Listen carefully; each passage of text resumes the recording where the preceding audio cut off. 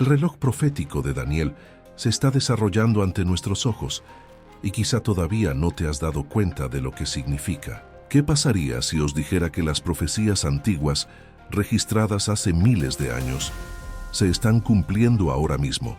Y no estoy hablando de predicciones vagas que podrían aplicarse a cualquier situación, sino más bien de profecías detalladas y específicas que describen el surgimiento de imperios, el equilibrio cambiante del poder global y una secuencia de eventos que solo podría haber sido anticipada por alguien con revelación divina. Alguien como el profeta Daniel. Estamos presenciando el comienzo de la cuenta regresiva para los momentos finales de la historia. Y si es así, ¿qué significa eso para ti y para mí? Al final de este vídeo, ya no verá el libro de Daniel simplemente como un texto religioso antiguo, sino como un verdadero mapa de los acontecimientos que se desarrollan ante nosotros en este momento. Retrocedamos en el tiempo. Es el año 605 a.C. Babilonia, la mayor potencia de la tierra en ese momento, acaba de conquistar Jerusalén. Entre los prisioneros tomados se encuentra un joven hebreo llamado Daniel. Pero Daniel no era un cautivo común y corriente. Fue bendecido por Dios con un don extraordinario, la capacidad de interpretar sueños y visiones con una precisión tan impresionante que incluso los reyes babilónicos se rindieron ante su don. Más de 2500 años después, estamos viendo con nuestros propios ojos sus profecías hacerse realidad. ¿Podría todo esto ser solo una coincidencia? Es difícil de creer. Una de las profecías más poderosas de Daniel trata sobre un tiempo difícil, un periodo sin precedentes en la historia humana. La Biblia describe este tiempo como una tribulación tan severa que nunca ha habido nada comparable. Estamos ya en el umbral de ese tiempo profetizado sin siquiera darnos cuenta. ¿Qué significa exactamente este tiempo de angustia nunca antes visto? ¿Y por qué hay indicios de que podría estar más cerca de lo que imaginamos?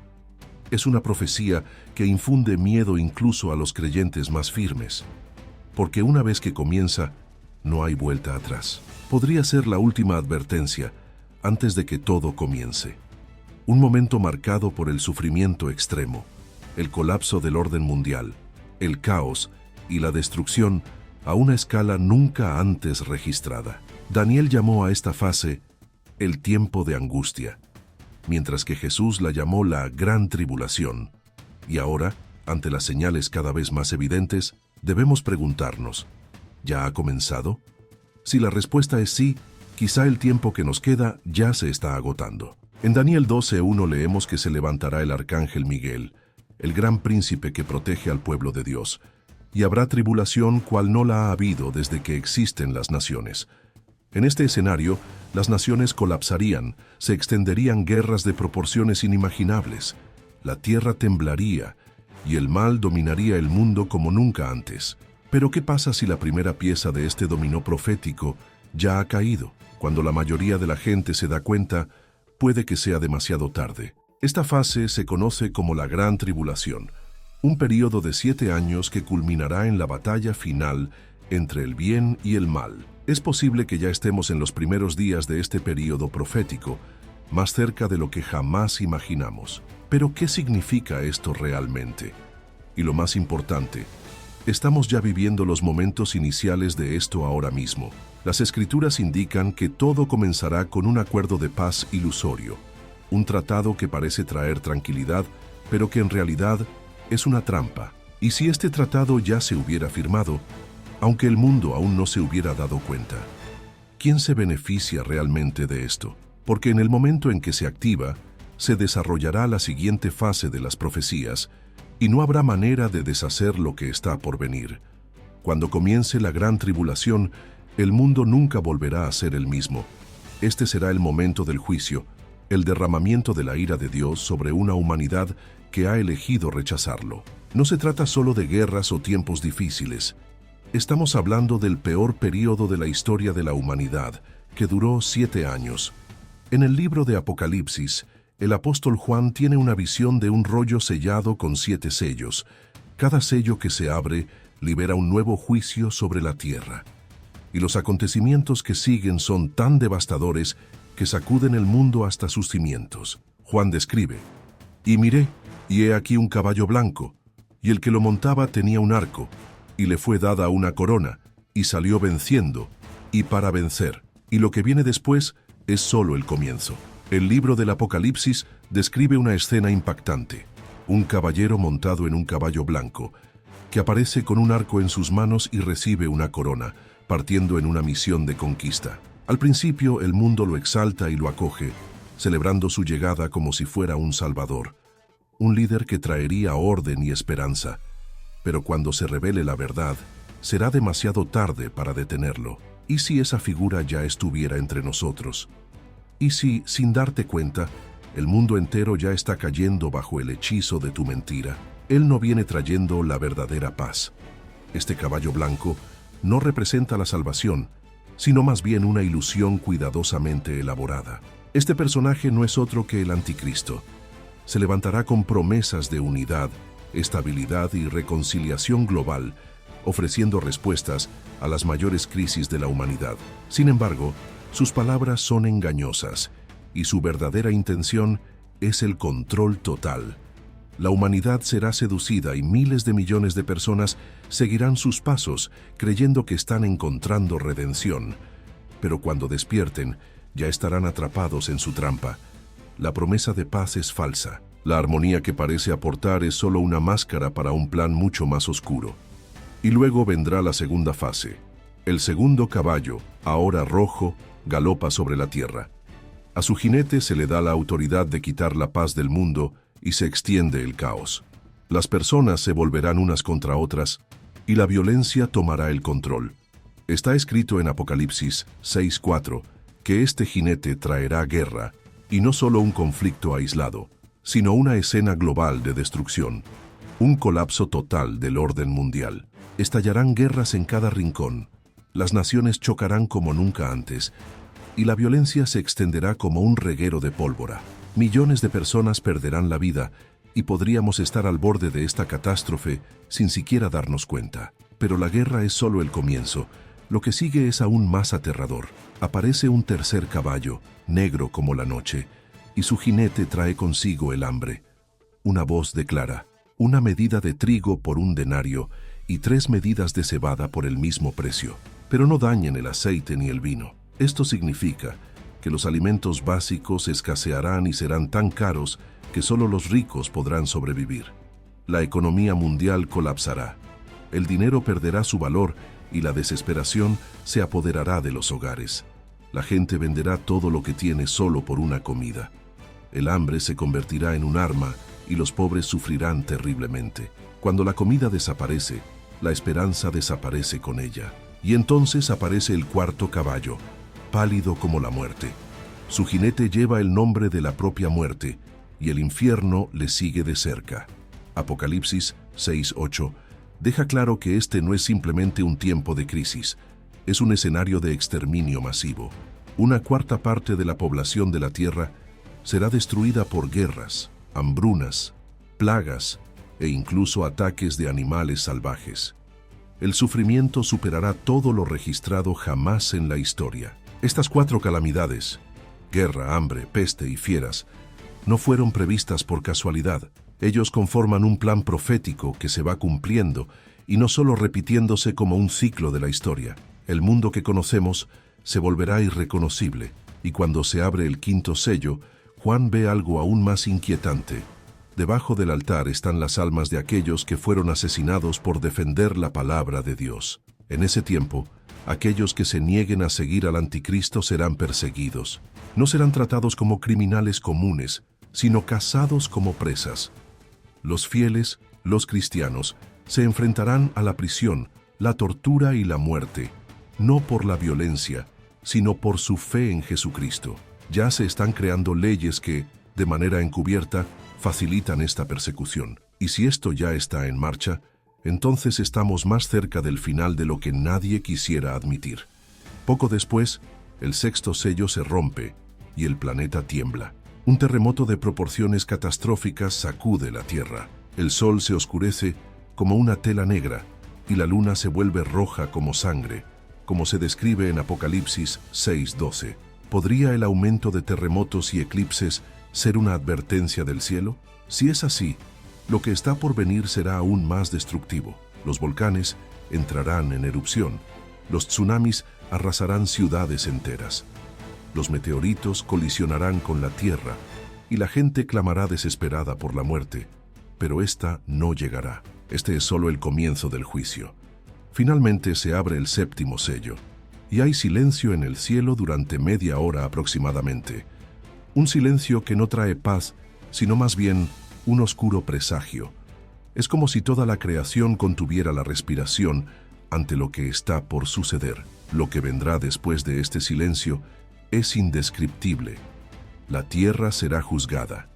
Eventos que una vez parecían imposibles, ahora se convertirán en realidad. Y lo que nos queda a cada uno de nosotros es elegir de qué lado estaremos cuando todo esto se cumpla.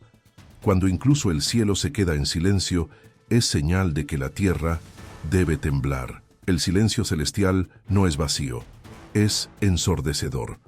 El momento más aterrador del juicio divino no es cuando comienza el castigo, sino cuando Dios deja de intervenir. Cuando finalmente se rompe el último sello, incluso los ángeles cesan sus cantos. Y la razón de este silencio no es la paz, es el presagio de algo aún más terrible que está por suceder. Lo que viene a continuación son los juicios de las trompetas. Los 7 sellos, por aterradores que sean, son solo el preludio. El verdadero impacto comienza con las 7 trompetas y después de ellas, las 7 copas de la ira de Dios. Todo lo que vino antes parecerá una suave advertencia al lado de lo que está por venir. El escenario que se desarrolla. La imagen siguiente no es simplemente apocalíptica. Es el clímax de la justicia divina desatada en su totalidad sobre un mundo que ha elegido ignorarlo. ¿Qué pasará con los que aún estén vivos cuando esta furia divina se desate sin límites? ¿Podrá el planeta resistir tal devastación o nos dirigimos realmente hacia el fin de la historia, tal como la conocemos? Jesús advirtió que antes de la gran tribulación habría señales como dolores de parto, advertencias cada vez mayores, cada vez más intensas. Y ahora la pregunta que flota en el aire es, ¿estamos ya viendo estas señales? ¿Estamos en el umbral de la profecía o esta ya ha comenzado sin que el mundo se dé cuenta? Si de hecho ya estamos dentro de este período profético, entonces no hay forma de detener lo que está por venir. Se ha cruzado la línea y el momento de elegir bando no es mañana, es ahora. Porque cuando finalmente llegue el juicio, no habrá segundas oportunidades. Y para cuando la gente entienda lo que está pasando, puede que sea demasiado tarde. Daniel 12 nos revela otro acontecimiento de proporciones indescriptibles, la resurrección de los muertos. ¿Qué pasaría si te dijera que en algún momento los muertos resucitarán? Pero ¿será esta resurrección una bendición o una pesadilla? Porque todo dependerá de qué lado de la eternidad estés. Para algunos será el mayor motivo de esperanza, para otros el horror más terrible. Este momento será una de las experiencias más impactantes en la historia de la humanidad y no se podrá evitar ni revertir. La Biblia no habla de espíritus errantes ni de zombies, sino de personas reales, revividas en cuerpo y alma. Habrá un despertar universal, un llamado divino en el que todos los que alguna vez vivieron volverán a la vida. Algunos resucitarán a una existencia eterna junto a Dios, otros para vergüenza y condenación eterna. El libro de Daniel dice claramente, y muchos de los que duermen en el polvo de la tierra serán despertados, unos para vida eterna y otros para vergüenza y confusión perpetua. Este es uno de los pasajes más oscuros y profundos de las Escrituras. Daniel vio un tiempo cuando los sepulcros se abrirían, pero lo que nadie sabe es cuándo sucederá esto. ¿Y si todavía estuviéramos en nuestra generación? ¿Estaríamos preparados? La Biblia distingue 2 resurrecciones distintas. La de los justos, cuando aquellos que creyeron en Cristo resucitarán a la vida eterna, y la de los malvados, que resucitarán para el juicio final. Estas no son metáforas ni alegorías espirituales, son acontecimientos reales, ya establecidos en el calendario divino. Llegará el día en que la paciencia de Dios terminará. En ese momento, todos aquellos que vivieron lejos de la verdad serán llamados a rendir cuentas.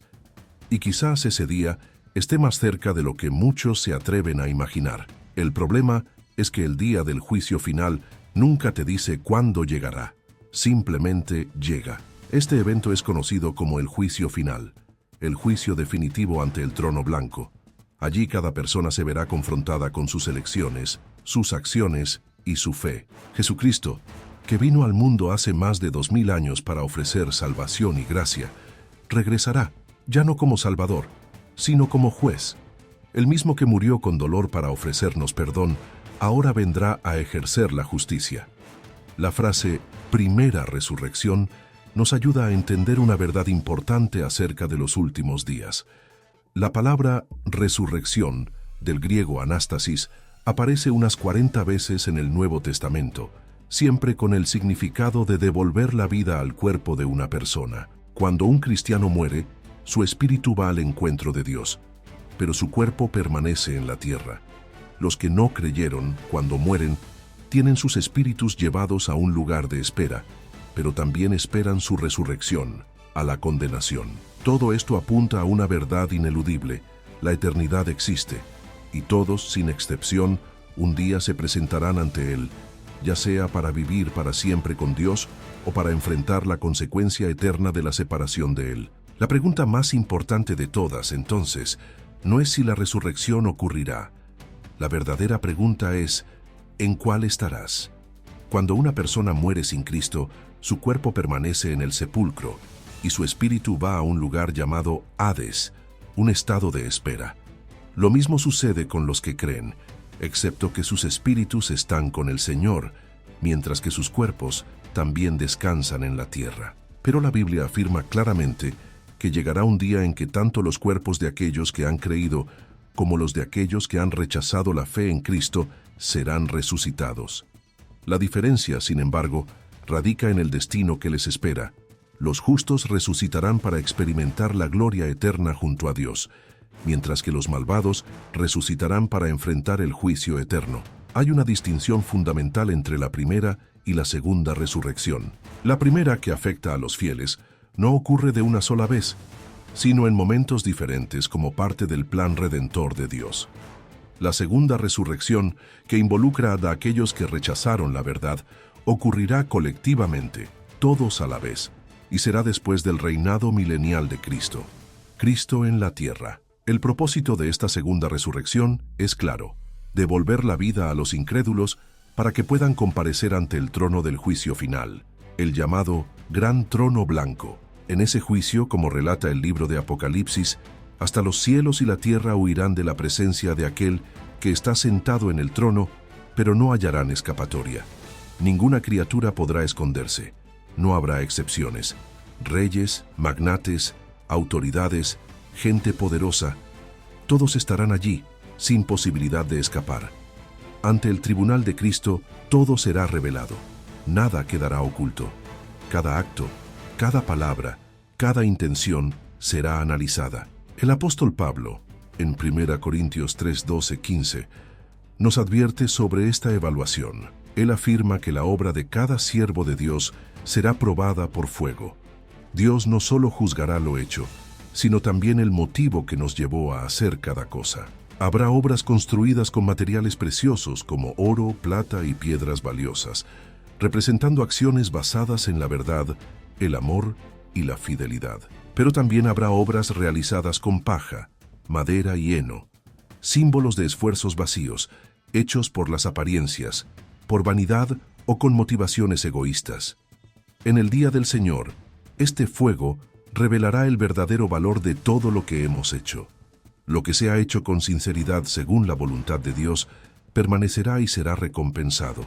Todo lo que fue inútil, por grande que pareciera, se consumirá, desaparecerá para siempre. La cantidad de obras importa, pero lo principal será su calidad e intención. Uno puede haber hecho mucho, pero si se trata de un trabajo equivocado, sin amor, sin fe, sin verdad, será como si uno no hubiera hecho nada. Como dijo sabiamente Dwight L. Moody, debemos sopesar las conversiones, no solo contarlas. Hay personas que creen que sirven a Dios, pero construyen sobre bases frágiles, con materiales indignos. En el juicio final, descubrirán que nada de lo que hicieron fue duradero. Algunos, aunque sean salvados, se darán cuenta de que sus vidas fueron desperdiciadas. No tendrán frutos que presentar, ni coronas que ofrecer a Cristo en adoración. Se salvarán, sí, pero como quien ha escapado de un incendio, con la vida preservada, pero sin nada que llevar. Es importante destacar que este fuego mencionado en las Escrituras no tiene la función de purificar al creyente, como erróneamente enseña la doctrina del purgatorio, una idea creada por los hombres, sin sustento bíblico. La Biblia no apoya este concepto. El fuego del juicio es una prueba de la autenticidad y el valor de las obras, no un proceso de purificación post-mortem. La salvación es por la fe en Cristo, y su obra fue completa, suficiente y final. En este tribunal, lo que se evaluará no es si la persona era perfecta, sino si se edificó sobre el fundamento correcto, que es Jesucristo. Pablo escribe que si uno edifica su vida sobre este fundamento, con materiales fuertes y valiosos, su trabajo perdurará y será honrado, pero si alguien construye con lo frágil e inútil, todo será consumido. E incluso, si esa persona se salva, será como alguien que pasó por el fuego y escapó con vida, pero sin nada que mostrar a cambio. Lamentablemente, muchos llegarán al cielo creyendo que han hecho grandes cosas para Dios, pero cuando se encuentren con Cristo en el tribunal, descubrirán que nada fue aceptado porque todo se hizo con el corazón equivocado. Y Juan, en el Apocalipsis, completa la visión. Ve a los muertos, grandes y pequeños, delante del trono. Los libros fueron abiertos, y otro libro, el libro de la vida, también fue abierto. Y fueron juzgados los muertos según sus obras, tal como están escritas en los libros. Ese día todo quedará al descubierto. No habrá engaños, no habrá excusas, no habrá ocultamiento de lo hecho, ni falta de rendición de cuentas por ello. Y todo lo que allí quede registrado será definitivo. Cada elección que hagamos a lo largo de la vida tendrá un peso eterno. Este es el momento decisivo y está más cerca de lo que creemos. Todo lo que una persona haya hecho durante su vida quedará registrado en los libros celestiales. Y como relata el libro del Apocalipsis, hasta el mar entregará a los muertos que descansan en él, así como la muerte y el Hades, el reino de los muertos, entregarán a los que estén bajo su poder. Y entonces, todos, sin excepción, serán juzgados según sus acciones. Este juicio descrito en Apocalipsis 20, 12, 13 no es una investigación para descubrir los hechos, porque los hechos ya son perfectamente conocidos. Esta es la sentencia final para aquellos que ya han sido encontrados culpables ante Dios. Ese día no habrá argumentos, no habrá justificaciones. Cada alma verá con absoluta claridad no solo la santidad y justicia de Dios, sino también la profundidad de sus propios pecados y la gravedad de haber rechazado el amor del Padre. Tal vez, en ese momento final, la persona se dará cuenta de que el Creador siempre ha comprendido su dolor, y por eso envió a su Hijo para ofrecer esperanza y salvación. Pero si su nombre no está escrito en el libro de la vida, será demasiado tarde.